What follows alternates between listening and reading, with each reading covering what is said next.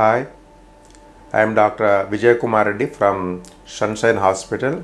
Today we are going to discuss about the upper limb peripheral arterial disease. Usually the subclavian artery is commonly involved, and most of the times the cause is atherosclerosis, but in a younger group the vasculitis like Takayasu arteritis also can cause the subclavian artery stenosis. This gentleman, this 55-year-old man, he's a heavy smoker, hypertensive, and has got arm claudication, and there is a significant pressure difference between the two arms. He came to us with severe arm claudication. We did Doppler, which shows a significant stenosis of the proximal left subclavian artery, and we took the patient for angiogram, and it shows there is a 95% of the stenosis of the proximal left subclavian artery, which is responsible for his severe agonizing arm claudication. There are two ways of approaching this problem. After putting a sheath, there are two ways. One is by using a guide catheter, and the second by using a long sheath.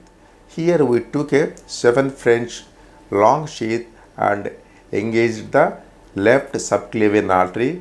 Afterwards, we passed a extra stiff amplatzer wire into the left subclavian artery.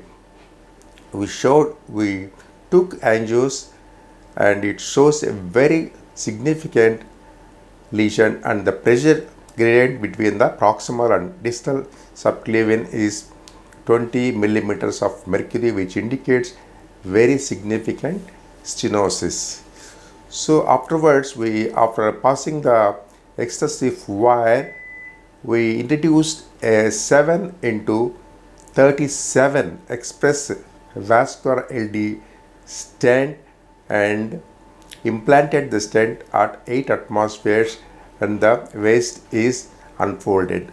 So here I will show the steps of the procedure in detail. This is the proximal tight stenosis of the left subclavian artery, which is responsible for his symptoms. We passed a wire. This is 0.35 extra stiff amplatzer wire which passed through the lesion. This is the long sheath, 7 French long sheath. We have engaged the left subclavian. Afterwards, we took a 7 into 37 express vascular LD stent, which is a balloon expandable stent. Usually for a proximal subclavian lesions, we should use always a balloon expandable stents for the proper positioning and for a better radial strength. And for distal lesions, you should always use a self-expandable stent. This is the stent right across the lesion, and now we are seeing the expansion of the stent, and the waist is yielding slowly after we inflated the stent width for 8 atmospheres.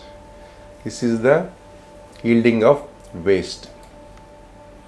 Now still there is some residual lesion in the mid portion of the stent, and we did post dilatation, and we have gone up to 10 atmospheres, and afterwards we given some nitroglycerin, and we are seeing the distal runoff nicely, and patient is absolutely symptom free. See, we are seeing the distal flow nicely. So the pressure gradient is also 0.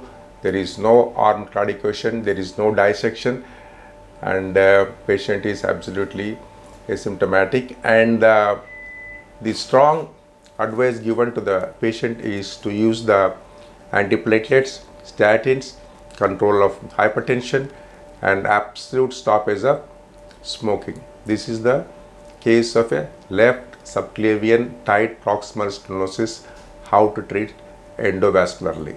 Thanking you. Sunshine, it's our sunshine.